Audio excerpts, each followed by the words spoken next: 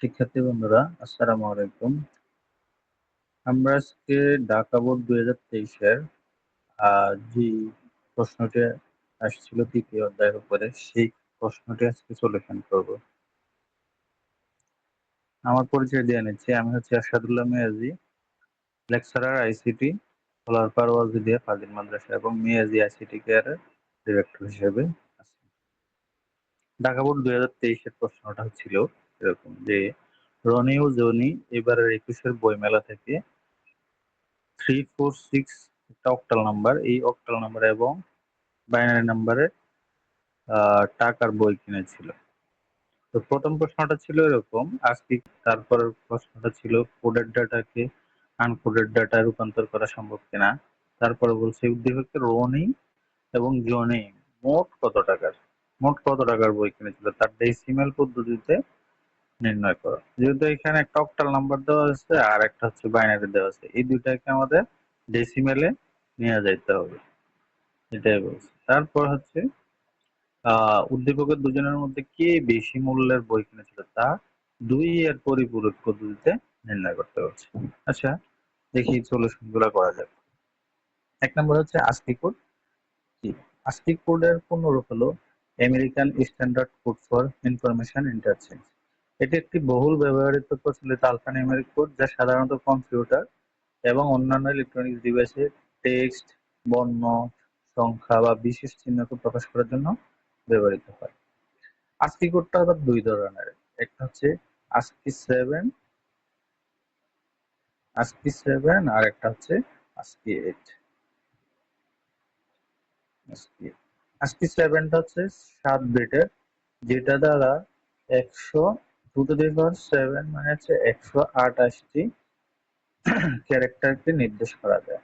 আর ASCII eight দ্বারা হচ্ছে 8 bit বোঝায়। 8 বিট মানে হচ্ছে 2 টু দি পাওয়ার 8, মানে হচ্ছে 256টি ক্যারেক্টারকে নির্দেশ করা যায়।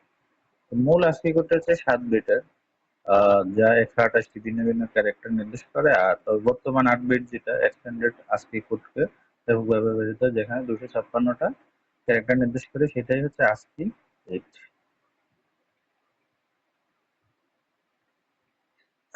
আচ্ছা, দ্বিতীয় প্রশ্নটি হচ্ছে কোডেড ডাটাকে আনকোডেড ডাটায় রূপান্তর করা সম্ভব, ব্যাখ্যা করো।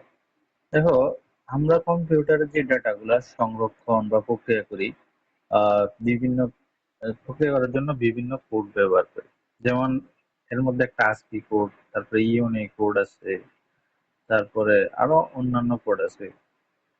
সেই কোডগুলাকে সেই কোডগুলাকে ব্যবহার করে ডাটাকে, মানে আমাদের যে ডাটা আছে সেই ডাটাকে বাইনারি আকারে রূপান্তর করা হয়, যাকে আমরা এনকোডিং বলে থাকি। আবার সেই এনকোডিং করা কোডের ডাটাকে আবার পুনরায় আগের যে অক্ষর ছিল, সংখ্যা ছিল বা প্রতীকে রূপান্তর করার প্রক্রিয়াকে বলা হয় ডিকোডিং। যেমন ধরো, এই আস্কি কোড হচ্ছে 65, এটাকে আমরা যখন বাইনারি মানে কম্পিউটারে স্টোর করি, তখন আমরা এটাকে বাইনারি আকারে প্রকাশ করে তারপর হচ্ছে কম্পিউটারে স্টোর করি। এটা হচ্ছে 65 এর বাইনারি, এই আকারে আমরা হচ্ছে কম্পিউটারে স্টোর করি। আবার কম্পিউটার কি করে, যখন আমাদের এটা প্রয়োজন হয় তখন কম্পিউটার আবার আমাদেরকে এই ডাটাটা ব্যাক দেয়। তারপর হচ্ছে এটা ডিকোডিং এর মাধ্যমে আমরা এই ডাটাটা মানে এই ডাটাটা কম্পিউটারের স্ক্রিনে দেখতে পাই। এটাই হচ্ছে ডিকোডিং। এখন দেখো, কোডেড ডাটাকে ডিকোডিং এর মাধ্যমে আনকোডেড ডাটা রূপান্তর করা সম্ভব।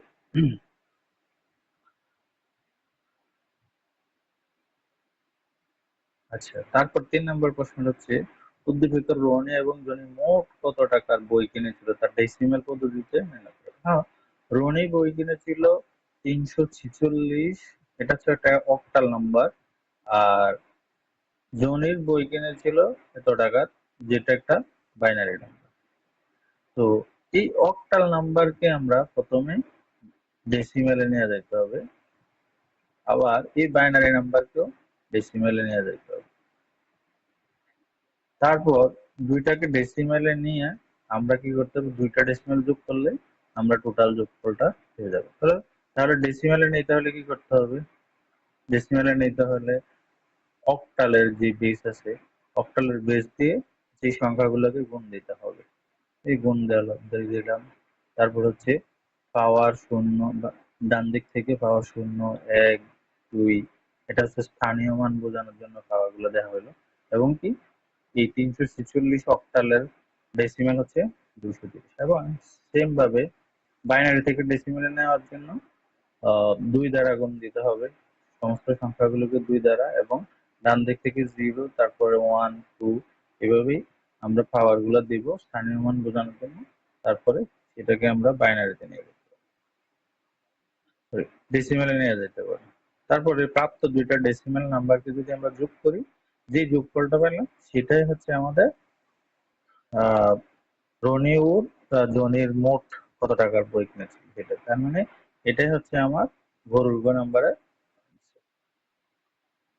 তারপর হচ্ছে উদ্দীপকের দুইজনের মধ্যে কে বেশি মূল্যের বই কিনেছিল তা 2 এর পরিপূরক পদ্ধতিতে নির্ণয় করো। যেরকম গ থেকে আমরা পেয়েছিলাম কি রনির বইয়ের দাম হচ্ছে 230 টাকা আর জনির বইয়ের দাম হচ্ছে 182 টাকা। এখানে দেখো পদ্ধতিতে কি নির্ণয় করতে বলছিল, মানে কে বেশি মূল্যের বই কিনছে। তার মানে আমরা এখানে দেখতেছি যে রনি 230 টাকার বই কিনছে, তার মানে এটাই বেশি মূল্য। কিন্তু এটা আমরা আপাত দৃষ্টিতে বেশি মূল্য দেখলো সেটাকে বলছে যে 2 এর পরিপূরকের মাধ্যমে বিয়োগ করবে। তার মানে কি 230 এবং 182 এর পার্থক্য বের করতে হবে আমাদের। পার্থক্য বের করতে হবে, তার মানে পার্থক্য বের করতে হলে কি করা লাগে, বিয়োগ করা লাগে। ঠিক আছে, তো কম্পিউটার তো বিয়োগ করতে পারে না, আর তাহলে কি করতে পারে, কম্পিউটার যোগের মাধ্যমে বিয়োগ করে থাকে। সেই জন্যই আমাদের দরকার কি, এখানে একটা ধরো 230 মাইনাস 182, 230 মাইনাস 182, এইখানে আমাদের একটা প্লাস নিয়ে আসবে। তাহলে 230 প্লাস এটাকে যদি আমরা মাইনাস 182 লিখি, এই সিস্টেমে করলেই আমাদের কি হবে, আমাদের মানে পার্থক্যটা আমরা নির্ণয় করতে পারবো। তাহলে এই মাইনাস 182 এর মান নির্ণয় করার জন্য এই মানটাকে আমরা 2s কমপ্লিমেন্ট করতে হবে। মান নির্ণয়ের জন্য 2s কমপ্লিমেন্ট করতে হবে। আচ্ছা, তাহলে দেখি, দেখো, আচ্ছা আরেকটু দেখো যে যেহেতু 2 এর পরিপূরক পদ্ধতিতে 8 বিট বা তার বেশি রেজিস্টার ব্যবহার করতে হয় এবং 230 সংখ্যা 127 এর চেয়ে বড়, তাই আমাদের 16 বিট রেজিস্টার ব্যবহার করতে হবে। তার মানে এখানে আমাদের যে রেজিস্টারটা আমরা ব্যবহার করব সেটা টোটাল 16 বিট রেজিস্টার ব্যবহার করবে। তার মানে বড় সংখ্যা, যে বড় সংখ্যা কোনটা পাচ্ছি, 230। তাহলে বড় সংখ্যা 230 কে 16 বিট রেজিস্টারে প্রকাশ করতে হবে, রেজিস্টার। আর ছোট সংখ্যা 182 কেও 16 বিট রেজিস্টারে প্রকাশ করতে হবে। আচ্ছা, তাহলে আমরা দেখি, দেখো 230 এর 16 বিট বাইনারি হচ্ছে এটা, আর 182 এর 16 বিট বাইনারি হচ্ছে। তাহলে এই দুইটা বিট দেখো, 2s কমপ্লিমেন্ট করার জন্য যেটা ছোট সংখ্যা, ছোট সংখ্যাকে প্রথমে 1s কমপ্লিমেন্ট করতে হবে। তাহলে এই জায়গাতে আমরা 1s কমপ্লিমেন্ট করলাম, এটা হচ্ছে 1s এর বেগ। 1s এর সাথে যখন আমরা 1 যোগ করব তখন আমরা 2s কমপ্লিমেন্ট পাবো। তাহলে এই এই যে 1s কমপ্লিমেন্টের সাথে